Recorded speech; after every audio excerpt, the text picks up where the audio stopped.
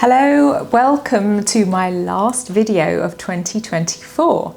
Last week we were looking at closing out the year with clarity and purpose, and I wanted to continue along that theme as we approach 2025 with looking at ways of bringing back confidence when you're in midlife. It can be a time where we're experiencing a change of role in who we are, whether it's caring for aging parents or we have children leaving home. It's also a time of tremendous physical impact as our hormones rage and change how we feel, and there's our outward appearance, which is really changing as well. I was partly inspired to do the video because a while ago when I was at the hairdresser's, he asked me, do you ever feel invisible? And I was really saddened to hear how many of his clients he speaks to who are in midlife that say they feel invisible. So I wanted to offer 5 powerful ways to help rediscover confidence, and they're inspired by joy, strength, simplicity, spirit and beauty. So the first, through joy, is reigniting yourself through the power of music. I really think music can be so transformative. So if I'm getting ready for work one day and I've got a particularly busy day packed with meetings and I need to sort of really power myself up, then I'll listen to some music while I'm just checking through emails before I start my day that's going to uplift me and make me feel empowered and also help with my focus. And if I've got a meeting that I need to feel confident in, I'll put on a track that will really get me in the zone. And the same thing if I'm going out. If I'm putting on makeup and when I'm getting dressed, I'll play some music which is really upbeat and gets me in the mood, makes me feel alive, and it will really stir confidence. So I would encourage you to put on some tunes, play them loud as well, and maybe dance for 5 minutes because you'll be amazed at how it makes you feel. And I would encourage you to put yourself together an actual playlist and call it Confidence Through Joy. For strength, I wanted to emphasize the power that physical activity can give you. As we approach the new year, perhaps it's time to think about a new physical activity. Weight training, for example, can really help empower you, make you feel strong, not only physically, but in your mind as well. It's amazing how when I go into a workout, I can feel, a bit sluggish and, I don't know if I can do this. And then once I finish, the change in mood is vast. It could also just be going for a brisk walk and listening to that new playlist you've got to uplift you. And yoga is also a phenomenal way of empowering you not only through your physical side, but also your mental attitude as well is changed. It's quite a powerful form of exercise.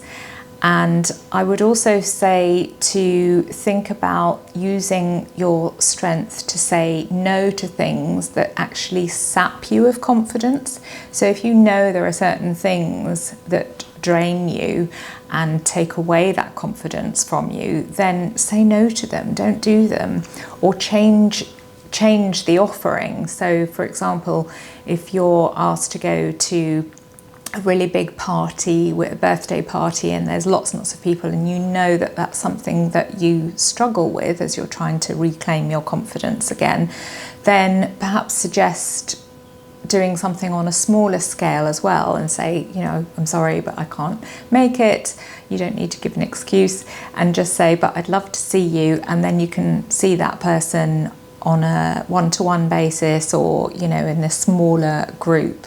And through that, you'll have your confidence restored, and then that might then empower you to slowly step further out of that comfort zone and go into areas where you don't feel quite as confident.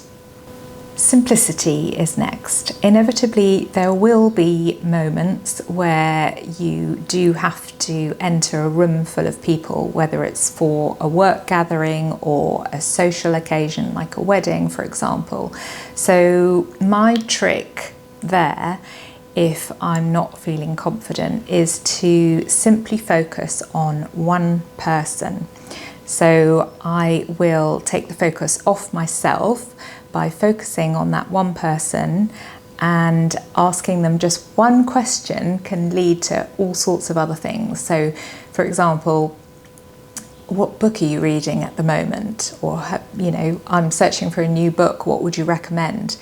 And then you delve deeper into, is that the genre they usually read, or why have they chosen that? Is that a particular author that they like? And you can kind of go deeper into that.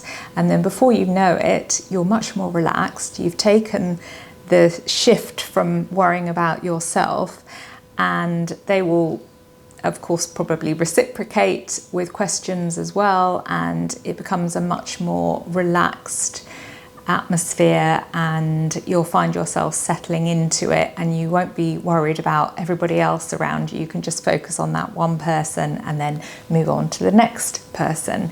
So it's just a useful way of you're sort of putting yourself in charge of the situation as well, and that will make you feel more confident too. I think that confidence stems from our spirit, and it's knowing who we are, what we stand for, and what our own values are. And one of the ways to tap into that is through mindful practices. So it could be meditating, it could be journaling, and just quietening the noise around you, noise figuratively I'm talking about, and really tapping into your quiet voice and what your inner voice is telling you about who you are and what you like and don't like. So one of my favourite ways to actually do it is through a walk in nature. And this really helps to just calm you and focus you. And I think there are 3 questions that you could ask yourself. Number 1 is, how do you want to feel? And then secondly, is there anything that might come up to stop you feeling that way? And thirdly, what could you then do to address those barriers that might come up and stop you from feeling that way? Beauty isn't just about youth or being perfect. It's about authenticity and your own unique self-expression of who you are. So for me, it could be getting a haircut and lifting me, making me feel more confident. In fact, my hairdresser will pretty much give me that dose anyway. He gives me such a boost when I see him. It's not just a sort of flattery thing, but it's just simply that interaction, that one-on-one time that you have with your hairdresser. I think it's quite a unique relationship. And just trying something different, whether it's slightly different colour to your hair or a different style of hair, that can really give your confidence a boost as well. The same thing with makeup. I think that that is really transformational. When I go from having no makeup on to putting on a bit of a face, it doesn't have to be a full face of makeup, but just something that when I catch myself in the mirror, I'll sort of feel better about how I see myself looking back at myself.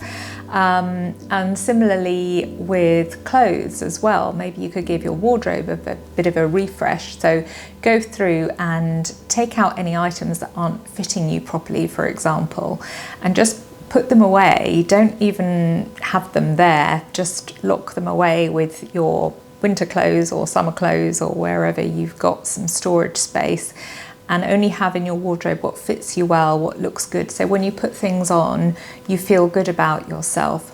It could also be colours that uplift you. So for example, Today it's a grey, dreary day outside. I was feeling a little bit tired, and the thought of sitting in front of the camera and not feeling my most confident self to film this, I put on a bright yellow cardigan and it lifts me up and gives me some energy.